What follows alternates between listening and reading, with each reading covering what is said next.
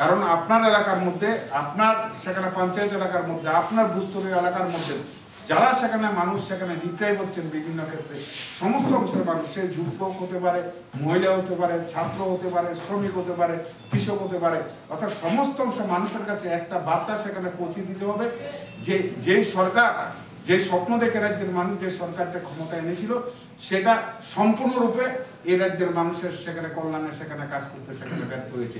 বেকারদের কর্মসংস্থানের ব্যবস্থা নেই। কত সুন্দর সুন্দর স্বপ্ন দেখিয়েছে তারা, আমরাও বিভ্রান্ত হয়েছিলাম, আমিও তো বিজেপি করেছি। তারা তো স্বপ্ন দেখিয়েছে আপনাদের, আমাদের স্বপ্ন দেখিয়েছে, আমরা সেই স্বপ্ন ফেরি করে করে সেখানে গ্রামে গঞ্জে আমরা গিয়েছি, মানুষের দরবারে গিয়েছি, মানুষের কাছে আমাদের সেখানে বক্তব্য তুলে ধরেছি যে সরকারটা পরিবর্তন করুন, বিজেপি ক্ষমতায় আসলে 340 টাকা টাকার মজুরি হবে। আজকে হয়েছে কিনা বলুন? হয়নি টাকার মজুরি। 200 জনের কাজের সেখানে গ্যারান্টির কথা ছিল, এই সরকার আসলে 200 দিনের সেখানে রেগার কাজ সেখানে হবে। আজকে বছরে এক একটা পঞ্চায়েতে খবর নিয়ে দেখুন 25-30 দিনের বেশি সেখানে রেগা শ্রমিকের সেখানে কাজ দিতে পারছে না। বছরে সেখানে 50 দিনের সেখানে 50,000 সেখানে বেকারের কর্মসংস্থানের ব্যবস্থা করবে। কোথায় 50,000? এক একটা পঞ্চায়েতে খবর নিয়ে দেখুন, এক একটা বুথ এলাকার মধ্যে বিগত 6 বছরে একটা চাকরি যায়নি একটা পঞ্চায়েত। একটা পঞ্চায়েত এলাকা কত বড়, সে পঞ্চায়েত এলাকার মধ্যে একটা সরকারি চাকরি নেই।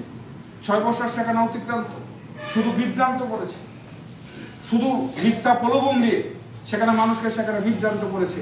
আর কংগ্রেসের বিরুদ্ধে সেখানে পুষ্টারা উঠেছে, কংগ্রেস 70 বছরে নাকি সেখানে কংগ্রেস কিছু করেনি, কংগ্রেস নাকি দেশটাকে সেখানে কুকলা করে দিয়েছে। যা করেছে দেশের সমস্ত কিছু সেখানে কংগ্রেস, যা কিছু দেখছেন আপনি। এই যে গরিব মানুষ, যে গ্রামের গরিব অংশের মানুষ, যাদের অর্থনৈতিক বুনিয়াদ যে ভিত্তির উপর দাঁড়িয়ে আছে, রেগা, সেটা কার প্রকল্প? কংগ্রেস। সেটা সোনিয়া গান্ধীর প্রকল্প। আচ্ছা, সারা ভারতবর্ষের গরিব অংশের মানুষ রেগার উপর নির্ভর। রেগার কাজ করার পর যখন টাকা মিলে, সেই টাকা দিয়ে তার উন্নয়নের সেখানে চুলো জ্বলে, আহারের ব্যবস্থা হয়, সেটা কংগ্রেসের প্রকল্প। শিক্ষার অধিকার দিয়েছে কংগ্রেস, স্বাস্থ্যের অধিকার দিয়েছে কংগ্রেস। তো সমস্ত কিছুই তো কংগ্রেস করেছে। তাহলে ভারতীয় জনতা পার্টি সেখানে কি করেছে? দেশটাকে শুধু সেখানে বিক্রি করেছে, সবকিছু সেখানে নিলামে তুলে দিচ্ছে। দেশের বড় বড় শিল্পপতি আদানি আম্বানি, দেশের নাম করা 12 থেকে 14টা যারা দেশের পুঁজিপতি শিল্পপতি, তাদের হাতে সবকিছু সেখানে লটে সেখানে তুলে দেওয়া হচ্ছে। আজকে গ্রামের একটা গরিব সাধারণ মানুষ, আপনি ব্যাংকে গিয়ে যখন ঋণ চাবেন, আপনাকে গ্যারান্টার ছাড়া সেখানে ঋণ দেওয়া হবে না। 10,000 টাকা ঋণ পাবেন না আপনি গরিব অংশের মানুষ। আপনি কোনো ব্যাংকে গিয়ে 10,000 টাকা ঋণ সেখানে দেবেন, আপনাকে ঋণের কথা বললেই সেখানে আপনাকে গ্যারান্টারের কথা বলবে।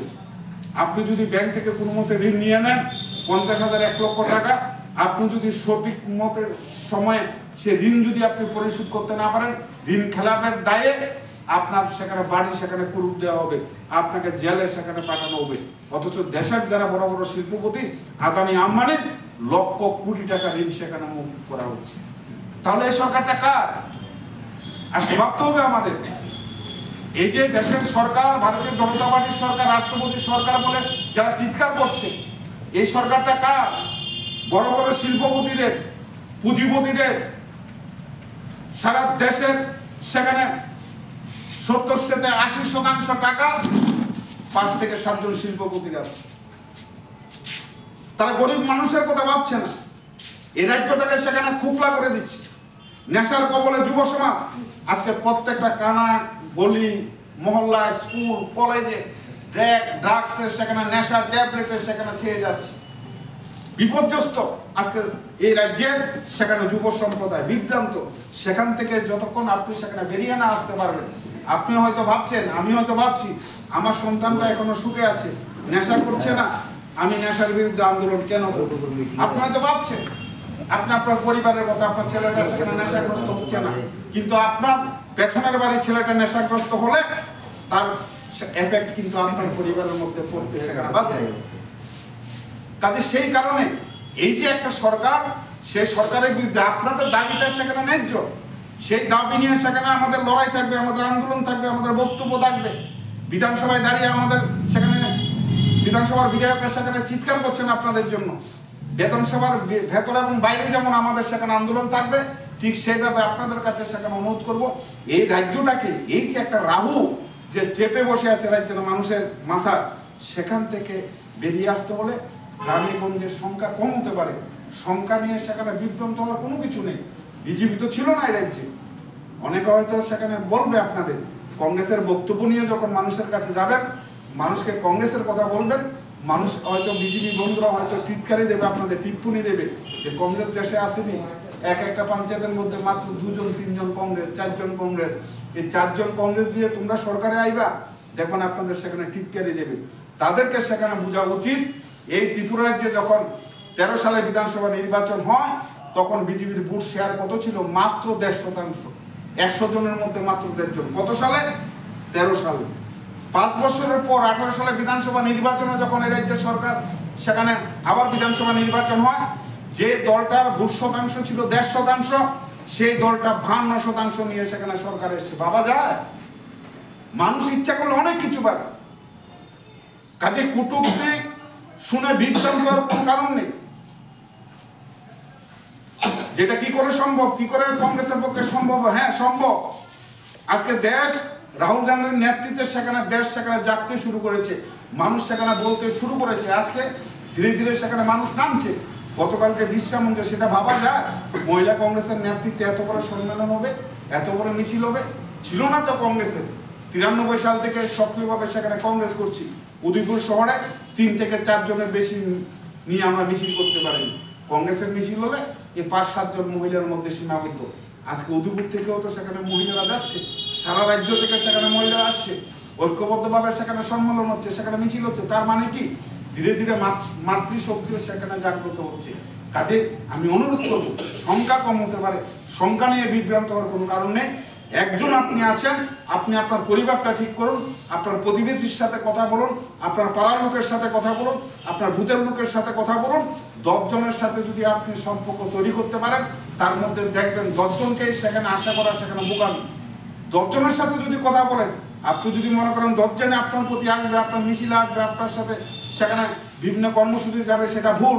10 জনের সাথে যদি আপনি কথা বলেন, দেখবেন এই 10 জনের মধ্যে 4 জন সেখানে কংগ্রেস মুখী হয়ে যাবে। এভাবে কন্টিনিউয়াস প্রশাসন যদি মানুষের সাথে নিবিড় সম্পর্ক রাখেন, আমার দৃঢ় বিশ্বাস আপনাদের সংগঠনের সাথে সাথেও কংগ্রেস দল সেখানে শক্তিশালী হবে। আর কংগ্রেস দল শক্তিশালী হলে শ্রমিকের কল্যাণে এই ত্রিপুরা যে সেখানে কাজ হবে, সেটা 88 থেকে 93 সাল এ রাজ্যের মানুষ সেখানে হারে হারে সেখানে টের পেয়েছি। পড়াশোনা জানে না, ঘর থেকে ডেকে নিয়ে কংগ্রেস সেখানে চাকরি দিয়েছি।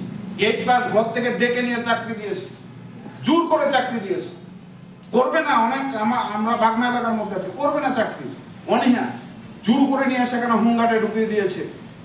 তার পরবর্তী সময় প্রমোশন পেয়ে সেখানে পুলিশ হয়েছে, আজকে ভালো টাকা সেখানে বেতন পাচ্ছে। এরকম অনেক আছেন, ফরেস্ট গার্ড যেতেই চায় না, জোর করে বাড়ি থেকে ধরে এনে গার্ডের চাকরি দেওয়া হয়েছে। পরবর্তী সময় সেখানে ফরেস্টার হয়েছে, রেগুলার হয়ে ভালো সেখানে স্কেলের চাকরি পাচ্ছে।